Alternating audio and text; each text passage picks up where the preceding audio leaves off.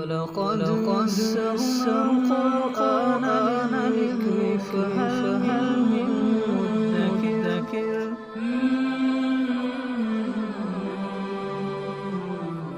سورۃ النساء آیت نمبر 105 اعوذ باللہ من الشیطان الرجیم بسم اللہ الرحمن الرحیم انا انزلنا الیک الکتاب بالحق لتحکم بین الناس بما اراک اللہ ولا تکن للخائنین خصیما واستغفر اللہ ان اللہ کان غفورا رحیما۔ ان آیات کو سمجھنے سے پہلے ان کا پس منظر جان لینا ضروری ہے۔ واقعہ یہ پیش آیا کہ ایک منافق بشیر نامی شخص نے حضرت رفاعہ رضی اللہ عنہ کے گھر سے کچھ غلہ اور اسلحہ چرا لیا اور چلاکی یہ کی کہ اس بوری کا منہ اتنا کھول دیا کہ وہ تھوڑا تھوڑا غلہ گرتا رہے اور وہ یہودی کے گھر تک اس کے اثرات اس نے پیدا کیے، یعنی وہ غلہ تھوڑا تھوڑا گرایا اور بعد میں اسلحہ بھی اس یہودی کے پاس امانت رکھوا دیا۔ جب تحقیق شروع ہوئی تو اس کے نشانات یہودی کے گھر تک جا رہے تھے، اور جب تلاشی لی گئی تو اس کے پاس سے اسلحہ بھی نکلا۔ تو دعویٰ ان لوگوں نے حضرت رفاعہ ان احباب نے جن کی چوری ہوئی تھی انہوں نے دعویٰ کر دیا کہ یہودی نے چوری کی ہے۔ یہودی نے کہا کہ نہیں، میں نے چوری نہیں کی، یہ تو میرے پاس بشیر نے یہ سامان امانت رکھوایا ہے۔ نبی پاک صلی اللہ علیہ وسلم تک بات لے جائی گئی، چونکہ گواہ تھے نہیں اور ظاہری جو آثار تھے، قرائن تھے، وہ اس بات پر دلالت کر رہے تھے کہ یہ یہودی چور ہے،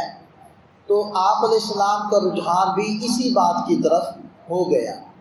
ابھی فیصلہ کوئی نہیں ہوا تھا کہ اللہ تعالیٰ نے یہ آیات نازل فرمائی، بلکہ پورا رکوع اس کے بارے میں نازل فرمایا۔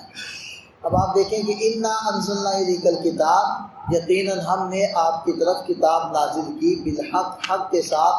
لتحکم بین الناس، تاکہ آپ لوگوں کے مابین فیصلہ کریں، بما اراک اللہ، اس کے مطابق جو اللہ نے آپ کو سمجھایا، ولا تکن للخائنین خصیما، اور آپ خائنین کے طرفدار نہ بنیے۔ کیونکہ اب وہ جو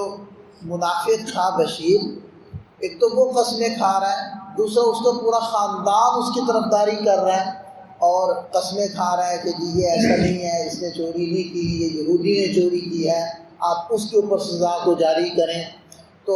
اب آپ علیہ السلام کا رجحان بھی اس کی طرف ہو رہا ہے، تو اللہ تعالیٰ نے کیا ارشاد فرمایا کہ آپ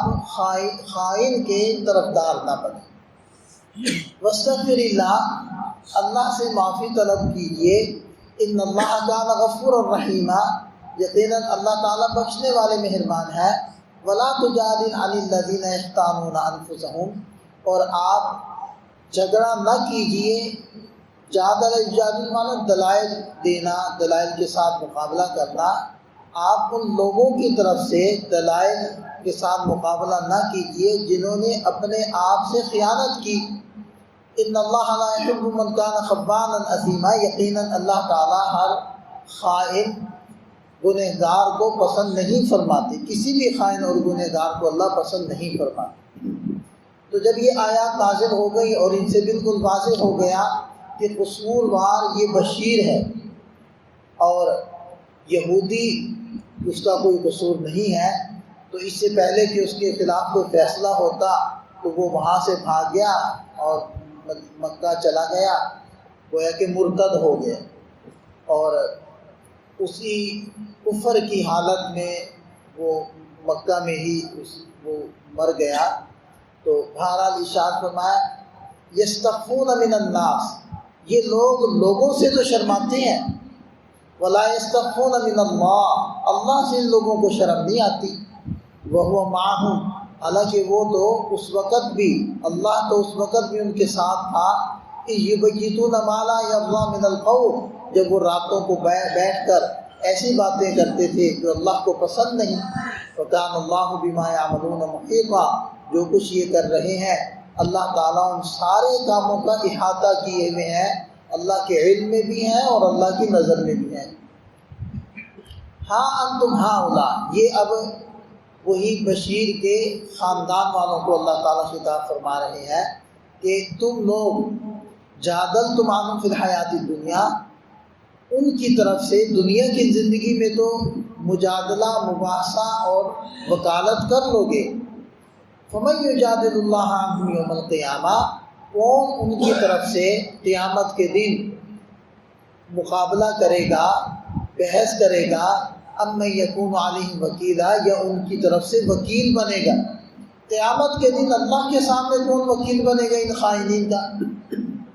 وَمَن يَعْمَلْ سُوءًا أَوْ يَظْلِمْ نَفْسَهُ، جو کوئی برائی کرے یا اپنے اوپر ظلم کر لے، ثُمَّ يَجِدِ اللَّهَ ثُمَّ يَسْتَغْفِرِ اللَّهَ، پھر وہ اللہ سے استغفار کرے، يَجِدِ اللَّهَ غَفُورًا رَحِيمًا، تو وہ اللہ کو بخشنے والا مہربان پائے گا۔ وَمَن يَكْسِبْ إِثْمًا، اور جو کوئی گناہ کرے، فَإِنَّمَا يَكْسِبُهُ عَلَى نَفْسِهِ، تو اس گناہ کا نقصان اسی کو پہنچے گا۔ وَكَانَ اللَّهُ عَلِيمًا حَكِيمًا، اور اللہ تعالیٰ جاننے والے، حکمت والے ہیں۔ وَمَن يَكْسِبْ خَطِيئَةً، جو کوئی خطا کمائے، اور اسمن یا گناہ، ثُمَّ يَرْمِي بِهِ بَرِيئًا، پھر اس کا الزام کسی اور پر لگا دے، فَقَدِ احْتَمَلَ بُهْتَانًا، تو اس نے بہت بھاری گناہ اٹھایا، وَإِثْمًا مُبِينًا، اور کھلا گناہ اس نے اٹھایا ہے۔ تو یعنی اس کے اندر یہ دیکھیں کہ یہ منافقین ایک تو گناہ کر رہے ہیں، اور دوسرا جس نے گناہ نہیں کیا اس کے اوپر الزام لگا رہے ہیں، بہتان لگا رہے ہیں۔ اور ان آیات میں دیکھیں کہ اللہ تعالیٰ نے ارشاد فرمایا کہ ہم نے آپ پر جو کتاب نازل کی، آپ اس کے مطابق فیصلہ کریں۔ اس سے پتہ چلا کہ کتاب اللہ وہ بنیاد ہوگی فیصلہ کرنے کے اندر، قانون، اور قانون کے اندر بھی قرآن کے فیصلوں کو بالادستی حاصل ہوگی۔ دوسری بات یہاں یہ بات ارشاد فرمائی کہ بما اراک اللہ، آپ اس کے مطابق فیصلہ کیجئے جو اللہ نے آپ کو سمجھ دی ہے۔ یعنی آپ علیہ السلام کے جو ارشادات اور فیصلے ہیں وہ اللہ کی دی ہوئی سمجھ کے مطابق ہیں، اگرچہ وہ الفاظ یا وہ فیصلے قرآن میں نہ ہوں۔ اس سے پتہ چلا کہ جو احادیث ہیں وہ اللہ تعالیٰ نے آپ علیہ السلام کو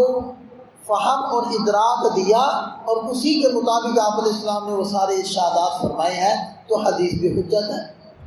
تیسری یہاں سے یہ بات بھی ہمیں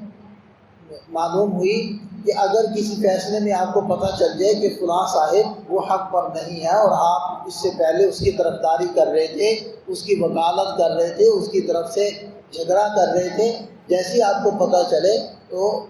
حق یہ ہے کہ آپ اب اس کا ساتھ نہ دیں، کیونکہ واضح ہو گیا ہے کہ وہ حق پر نہیں۔ تو چونکہ یہ واقعہ بھی ایسے ہی ہوا تھا کہ جب اس مسلمان کا حق پر نہ ہونا ثابت ہو گیا، تو اب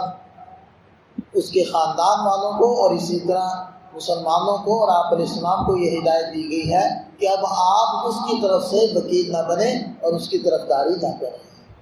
اللہ تعالیٰ ہمیں سمجھ عطا فرمائے۔ ان آیات میں اللہ تعالیٰ نے اپنے حبیب صلی اللہ علیہ وسلم کو یہ بات فرما دی کہ آپ ظالموں کے طرفدار نہ بنیں، ان کی وکالت نہ کریں۔ تو جو دنیا کے اندر رہ کر گناہ کمائیں، آپ علیہ السلام کی نافرمانیاں کریں، اللہ تعالیٰ کو ناراض کریں، تو کیا قیامت کے دن آپ علیہ السلام ان کی طرفداری کریں گے اور ان کی وکالت کریں گے، ان کی سفارش کریں گے؟ یقیناً نہیں کریں۔ تو اس لیے جو مختلف مواقع پر آپ علیہ السلام کے جو ارشادات ہیں، جیسے کہ حضرت فاطمہ رضی اللہ عنہا اور اس حضرت عائشہ صدیقہ رضی اللہ عنہا، اور تو وہ ان کو کیا ارشادات ہیں کہ تم لوگوں نے بھی سجدوں کی کثرت سے اس قابل بننا ہے کہ میں تمہاری سفارش کر سکوں۔ تو اس لیے خود نافرمانیاں کرتے رہنا، آپ علیہ السلام کی بھی اور اللہ تعالیٰ کی بھی، اور پھر امید لگانا کہ آپ علیہ السلام کل قیامت کے دن ہماری شفاعت بھی کریں گے، تو پھر یہ صرف ہماری تمنائیں ہیں جن کی حقیقت کچھ